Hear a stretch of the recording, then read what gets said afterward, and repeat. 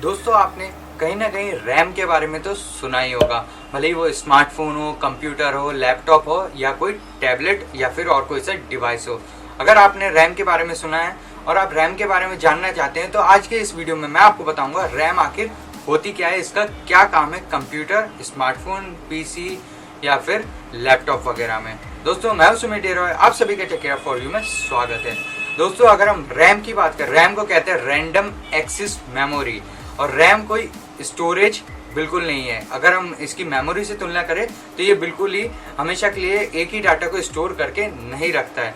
आपके जो जैसे कि मैं आपको एग्जांपल बताता हूँ रैम के बारे में कि रैम आखिर होती क्या, इससे आपको आसानी होगी रैम को समझने में। जैसे ही आपने कुछ गेम वगैरह इंस्टॉल किया या फिर डाउनलोड किया, अपने मेमोरी में इंस्टॉल किया या फिर स्मार्टफोन में अपने मेमोरी में जो ऐप होता है गेमिंग ऐप, उसे आपने इंस्टॉल किया है तो वो आपकी मेमोरी में इंस्टॉल होता है, रैम में इंस्टॉल बिल्कुल नहीं होता है। और जैसे ही आपने अपने गेम या फिर ऐप वगैरह या फिर गेमिंग सॉफ्टवेयर को प्ले किया है तो वो ऑटोमेटिकली उठ के उसी वक्त रैम में चले जाता है। और रैम इतनी फास्ट मेमोरी होती है कि आप उसे कह सकते हैं कंप्यूटर की सबसे फास्टेस्ट मेमोरी आप उसे कह सकते हैं। रैम को आप एक्सेस करते हैं सीपीयू के थ्रू। जी हाँ, जैसे ही आप टास्क वगैरह कुछ भी इनपुट करते हैं उसी के बाद रैम वर्क करना शुरू हो जाता है। जैसे ही आपने अगर कंप्यूटर का स्विच ऑन कर दिया होगा तो रैम वर्किंग में आ जाता है, जिससे कंप्यूटर आपका स्टार्ट वगैरह होता है। उसमें सॉफ्टवेयर वगैरह लोड होने जो सॉफ्टवेयर पहले लोड होने चाहिए वो ऑटोमेटिकली उसमें आपको विंडोज वगैरह के सॉफ्टवेयर लोड होने शुरू हो जाते हैं, जिससे कि आप आसानी से एकदम फ्लुएंटली अपने विंडो पीसी या फिर एंड्रॉइड सिस्टम को चला पाते हैं। दोस्तों अब अगर हम रैम की बात करें तो रैम की जो सीपीयू से जो कनेक्टिविटी है वो कंटिन्यू चलती रहती है जब तक आप उस एप्लीकेशन को रन करते हैं, यानी उसका लेन देन वगैरह, फाइल ट्रांसफर वगैरह कंटिन्यूसली चलती रहती है सीपीयू के साथ।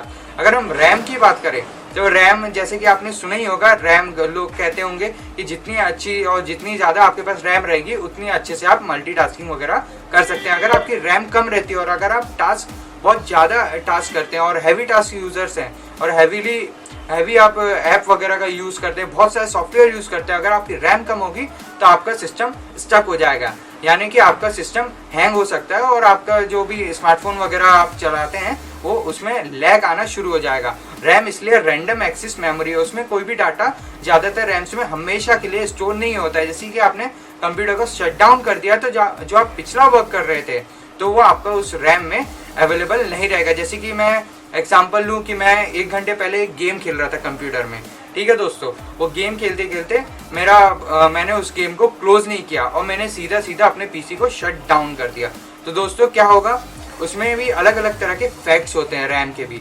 और दोस्तों जैसे ही मैंने उसे शट डाउन कर दिया तो वो रैम से तुरंत वो डाटा मिट जाएगा और मैं कंप्यूटर चालू जैसी करूँगा तो मुझे वो गेम चालू नहीं मिलेगा, क्योंकि मैंने उस पीसी को शट डाउन कर दिया था, पूरी तरह से सिस्टम ऑफ कर दिया था।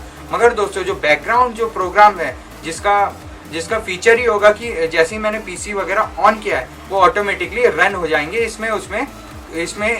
मैंने जो सिस्टम स्विच शट डाउन किया था उससे इसमें कोई प्रॉब्लम नहीं आएगी। और एक और चीज़ है, अगर आप जैसे कि आपने विंडोज़ में देखा होगा हाइबरनेट जो होता है उसमें क्या कुछ वक्त के लिए स्टोर हो जाता है डाटा, मगर वो रैम में बिल्कुल नहीं होता है। या फिर आप सोच रहे होंगे रैम में अगर कुछ डाउनलोड होता है तो वो ऐसा बिल्कुल नहीं होता है। वो आप हाइबरनेट यानी आप पॉज कर देते हैं उस सिस्टम को, और विंडोज़ में ऐसा फीचर है वो पॉज जैसे ही हो जाता है, वो आपका जहाँ पे आपने काम छोड़ा था वहीं से आप शुरू कर सकते हैं। और दोस्तों जैसे कि आप एक और अगर मैं स्मार्टफोन की बात करूँ तो आप जैसे ही कोई सा भी गेम वगैरह प्ले करते हैं तो वो बहुत तेजी से, या फिर ऐप वगैरह ओपन करते हैं तो बहुत तेजी से ओपन होता है जितनी ज़्यादा आपकी स्मार्टफोन में रैम होती है। और जैसे आपने 1 GB रैम वाले स्मार्टफोन्स वगैरह देखेंगे उसी से आप अगर कंपेयर करेंगे 4 GB वाले, तो दोनों में ज़मीन आसमान का अंतर हो जाता है उनकी ऑपरेटिंग स्पीड को लेके। यहाँ दोस्तों जैसे कि मल्टीटास्क बहुत अच्छी होती है 4 GB रैम वाले में और 1 GB रैम वाले में इतनी अच्छी नहीं हो पाती है, उसमें थोड़ा लैग आना शुरू हो जाता है। इसका मतलब ये नहीं है कि आपके लिए 1 GB रैम बेकार हो गई और 4 GB रैम बहुत अच्छी हो गई। ये आपके वर्क पे डिपेंड करता है कि आप कितने GB की रैम यूज़ करना चाहते हैं। दोस्तों उम्मीद करता हूँ आपको ये वीडियो से बहुत मदद मिली होगी और आपको रैम के बारे में जानने में बहुत और भी आसानी हुई होगी। दोस्तों अगर आपने अभी तक हमारे चैनल को सब्सक्राइब नहीं किया तो प्लीज़ इसे सब्सक्राइब कर लीजिए, और क्योंकि हम आपके लिए लाते हैं इसी तरह के टेक्नोलॉजी से रिलेटेड वीडियो। प्लीज़ दोस्तों इस वीडियो को लाइक करना बिल्कुल मत भूलिएगा और अपने दोस्तों और फैमिली के साथ शेयर करना बिल्कुल मत भूलिएगा। मैं मिलूंगा आपसे इसी तरह से टेक्नोलॉजी से रिलेटेड वीडियो में। Take care for use it.